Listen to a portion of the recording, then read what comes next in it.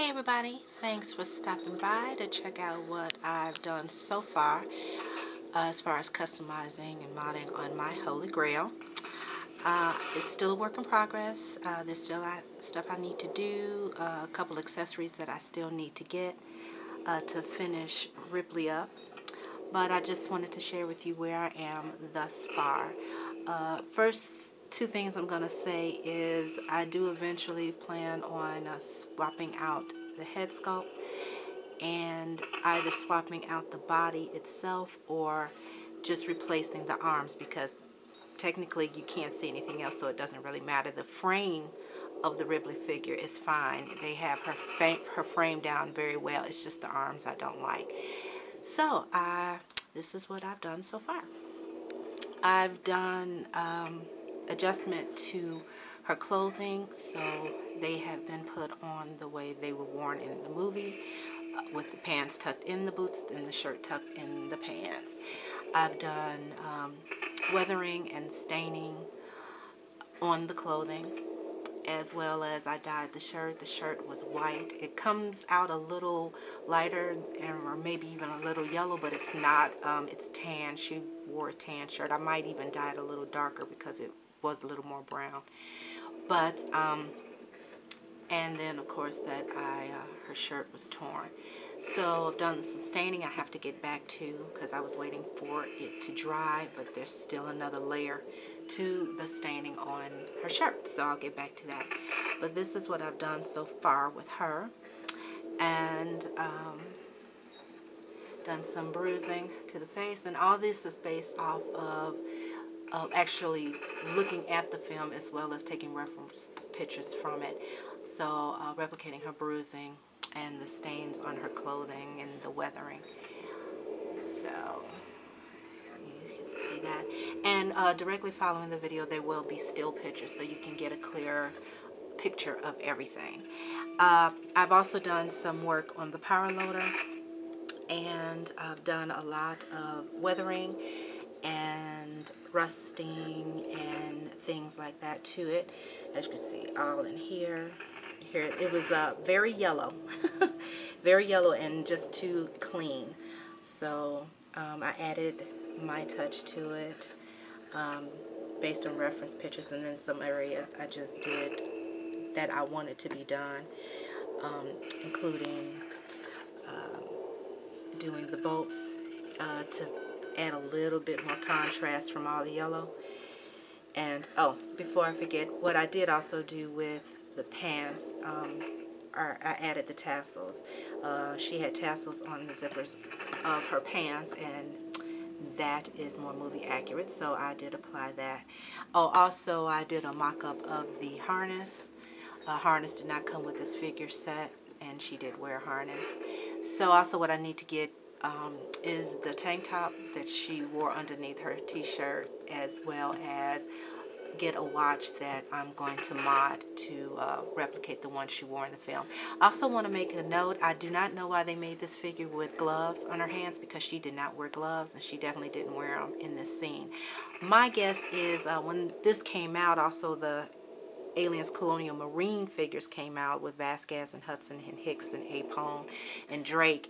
And Vasquez is the one who actually wore these gloves in the film. And I don't know, somehow I think they put her hands on this figure. This is what I'm guessing. Because she didn't, Ellen Ripley did not wear gloves. So, but yeah, I did some more here, all of this, and more weathering. And this is taken from reference pics from the film. So, and also added my little touch. You get to see some more of the hosing. There are 20 hoses that you have to apply. That took a while. If you're going to do it right, and you have to do it right, because there's like 20 hoses with 6 different lengths, and they go in various places. So it takes time and patience to do it and do it right. So here's some more here, all up in here, and more weathering all around here that I did. So spin it around a little, did more weathering and more rusting all in here, etc. You get a side view of another bruise that was replicated from where she was bleeding and bloodied. So this is what I have done so far. More paint application here, more weathering, and then you see more weathering all down here. So like I said, unless you've seen it, some of it may be very subtle, unless you know what you're looking for. More weathering all up in here, and there you go, all up in here, very subtle. So did it around the hydraulics, and I did all that, and also did it on the antennas, and more weathering up top here and all around. So, and all down here. So it's like I say, unless you know what you're looking for, but yeah, I think it looks great. I'm happy with it so far, and right now I'm stepping back from it all, and then we'll get back to it. But that's where I am right now.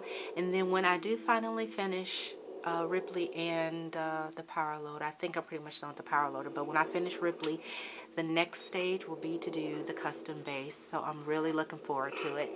Thanks so much for checking it out. Your comments are always appreciated, especially if they're polite. So, like I said, I know I'm probably going to get some comments about the head sculpt and the body.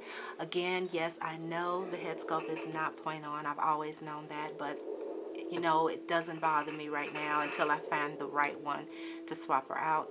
And the arms, yeah, they bug me, but I just remind myself it's an older figure, and you know, I can deal with it until I find what I want. I'm never in a hurry to get just anything. So there you go, guys. I hope you enjoyed it. Thank you for watching, and I will see you later when the base is ready. Bye.